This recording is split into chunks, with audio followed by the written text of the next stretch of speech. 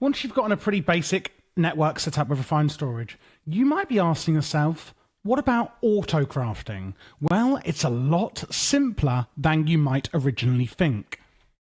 So you're going to need a few things. This here is a basic autocrafting setup.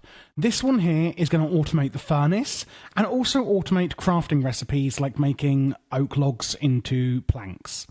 So you're going to need a crafting monitor, a pattern grid, some crafters, and some patterns. And patterns look like this. That's pretty much all you need. If you do want to be doing stuff with like furnaces, you may need some exporters and importers as well.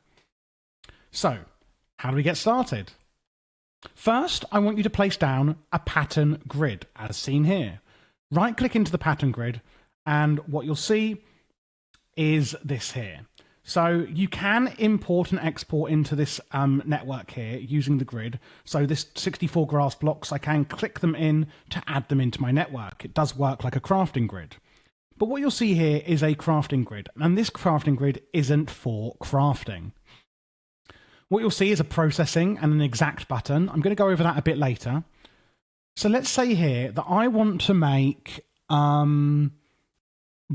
I want to make oak doors, okay? You can see in here I've got oak logs in my inventory or in the network. I click on the oak logs and I place one in the middle here. It could be in, it doesn't matter which slot. I like to place it in the middle because I'm a control freak. And you can see it says, it recognizes that oak logs equals 4 oak planks. I then get a pattern. I put it into this slot here. I press create. It has now created a pattern with 4 oak planks. What I do is I take that pattern out and I then go into a crafter, which I've placed down and connected to my network. When I go into my inventory, whether I'm in a crafter or not, what you can see here is that I have the pattern, and all of these patterns look the same. If you press Shift on your keyboard, it will show you what the patterns are. So these two next to each other just look like normal patterns. I press Shift, and I can then see it says pattern, inputs 1 oak log, outputs 4 oak planks, 1 iron ore equals 1 iron ingot, for example. So I'm going to take the oak planks pattern and put it into the crafter here. You can then see it has a pattern for oak planks. If I then go back into my pattern grid, you can see that oak planks says craft, whereas everything else says how many I've got of them. So I could go into my crafting grid or the pattern grid, it doesn't matter, but what I'm trying to show you is that you can go into any grid on your network and I can press craft oak planks. I would like 12 oak planks, please. Start. Crafting preview to craft 12 oak planks, available 3 oak logs. That's how many you're going to need for it. Start. And as you can see, it has made me 12 oak planks. Now let's do that again. Let's take out those oak planks and press craft. I want 128 because I want to go over to the crafting monitor here and show you this is where you can monitor your oak planks being made. And I can cancel all and cancel that request. It's already made some, so obviously those are already done, but I can cancel them if I wish, and that's in a crafting monitor. Sometimes you may have, due to user error or just bugs in the system, get recipes that are stuck, and you will need a crafting monitor to go in and cancel them, especially if you're troubleshooting why something isn't working. So the pattern grid is where you make the patterns. The crafter is where you actually put them in to be made. That's the kind of the brain of the operation. And the crafting monitor is where you see the requests currently going through the system. So what about if I want to automate it, not just using, well, actually, no, one step further. Let's go, okay, I want to turn the oak planks then into doors. So I go doors, I put a pattern in, create 3 oak doors. Now let's put that recipe in here for the doors in the crafter. Now, you can see here I have no oak planks or doors. The answer is yes, I can say, make me 3 doors, and it will say, I'm going to craft the planks, and then I'm going to craft them into doors. So it will do multi-step, which is what is so cool about auto-crafting. Start, and it will make the planks. Obviously, we've got 2 left over, because it can't make them exact, if that makes sense. And then we've got 3 oak doors. Now let's move on to processing recipes. So what I've got here is an automated furnace setup. I'm going to just recreate it for you because I think that'd be easier to explain. So I'm going to go into my pattern grid and I'm going to use iron ingots as an example. And as you can see in our network, we have 63 iron ore.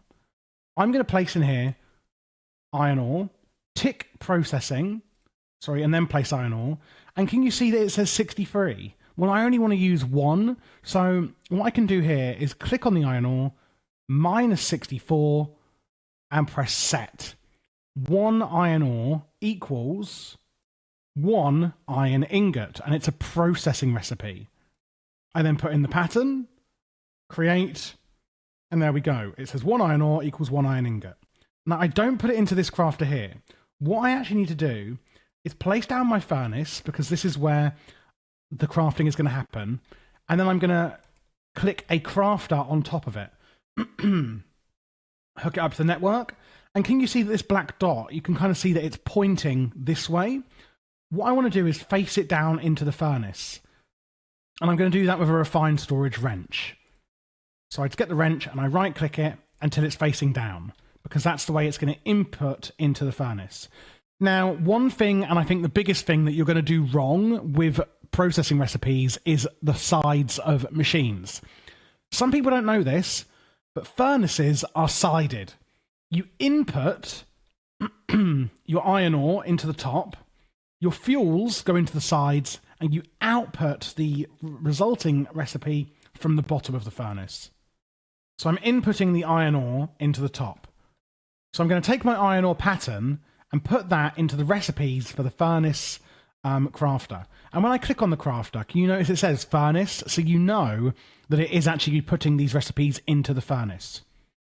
What I'm also going to do to fully automate it is put an exporter onto the side of the furnace. And that is going to export coal from my system to make sure that the furnace is always fueled. And then on the bottom of the furnace, what you would put in is an importer to import the final product into the network when it's done. So again, I've made a pattern with processing iron ore equals 1 iron ingot. I put that pattern into the furnace crafter, pointing into the furnace in the top. The exporter going into the side of the furnace, I have coal blocks. So I'm going to say blocks of coal, export from the system. There you go. The coal is going in, and that'll keep that topped up as long as it's in my network. And then the importer, because the bottom of the furnace only is for the finished goods, I don't need to whitelist or blacklist it, because it's only going to take out of this slot. Obviously, some machines that may not be sided like this, you may need to whitelist or blacklist. So what I can then do is go into my pattern grid, take out the iron ingot I've got, put in the iron ore, and I can say craft 10 iron ingots. Start. Available 10 iron ore to craft 10 iron ingots. Start. And what's going to happen is the crafter is going to push in the iron ore, as you can see here. The exporter is exporting blocks of coal to make sure that it's fully topped up on coal. And as you can see, the iron ore has disappeared because the importer is importing the iron ingots into the system. And there we go. You've automated making ingots. Now, one other thing you could do in here is when you're making a pattern, I can click on it on the iron ore, and it says alternatives. If I click this, you could, it's actually really clever. You can see here, I could tick forge ores. And what I can basically do with this is it will do all ores. Every single ore in the mod, or the mod pack, it's then just going to do apply, set. And now this iron ore recipe is actually just going to do all forge ores. So it's one recipe for all ores. So you can actually automate all of your ore processing just like that. It is so clever and so much simpler than applied logistics. I love applied logistics, but you know, I like to keep things simple with my crafting and my storage, hence why I use refined storage.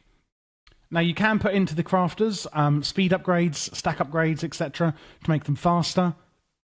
And one thing I also want to say is if you are making your own mod pack, and a lot of mod packs will already include these, is add-on mods like extra storage. You have an iron crafter, slots for patterns 27. You've got a gold crafter, slots for patterns 45, 63, and a netherite one with 81 pattern slots of 125 speed. So it's a lot faster at crafting, and you've got tons of pattern slots in here. This is the extra storage mod. So always look if you've got add-on mods installed for refined storage because they're so useful. But that is how you do crafting and auto-crafting in refined storage. If you actually just wanted to make sure that you're always having your iron ore turned into iron ingots, you don't need to really bother with a crafter. You could literally just have an exporter on the top for iron ore so that it's always pushing iron ore into the furnace, and then an importer on the bottom to take out the iron ingots so that you're not always requesting them. And that would be that, basically. What if, however, you want to be a bit more advanced with keeping items in somewhere? So in this furnace, obviously I have 64 blocks of coal, but what if I didn't have much coal available? It's early game. What I can do in my exporter is add a regulator upgrade. So what I could do with the regulator upgrade is put it in here, and then if I click on the block of coal here, I could say 10 and set. And what's going to happen is you can see here the exporter is set to 10 blocks of coal. Regulator upgrade in here, it will only keep it at 10. I take one out, it puts it back to 10. Whereas if I take the regulator upgrade out, you can no longer click on the block of coal to set the amount. So put the regulator upgrade in, then you can middle click on the item and set how many you want to keep in that storage. Now, what if, obviously coal is a bad example, but what if you said, well, I want to actually keep X amount in the system, but we need to craft it. Maybe you run out of coal and you have a way of crafting, block coal into blocks of coal, for example. What you could do is add a crafting upgrade in here. And the crafting upgrade will say, if I have a recipe, let's say in this crafter, for blocks of coal, made of 9 coal, it would then make the blocks of coal itself in this crafter and then put them into the furnace. So it's saying, if I don't have any blocks of coal in my inventory, just craft it. Obviously, you would need a pattern with the crafting recipe for blocks of coal in a crafter somewhere ready to be made. But that is how you would basically regulate the items going in or out of the system with regulator upgrades and actually auto-crafting them using your auto-crafting setup. I hope you did enjoy the video. Click that subscribe button if you did, and of course leave a thumbs up. If you're looking for other mod guides, I do a hell of a lot on this channel. My actual goal on this channel is to complete every major mod in the entirety of Minecraft for Forge, Fabric, etc. If you look at my channel, I have a tech mod shelf, a magic mod shelf, a utility and standalone mod shelf, so ones that aren't in playlists. I also have now mod pack guides as a shelf. So at the moment, I am live streaming through RLCraft. And you can get that, of course, on my lives. I live every Wednesday and Saturday. And you can always see when the next scheduled stream is. And I play through the mod pack, and then I will also do separate guides on that mod pack. So if you are looking for specific mod packs, or you just want to come along and ask me some questions or hang out, you can also do that there. Do also just use the search bar if you are looking for a specific mod. And if you'd like to play with me, the mod pack that I do live stream, I do from our Patreon server, which of course you can join down below, which would massively support the channel, but also gets you access to things like that.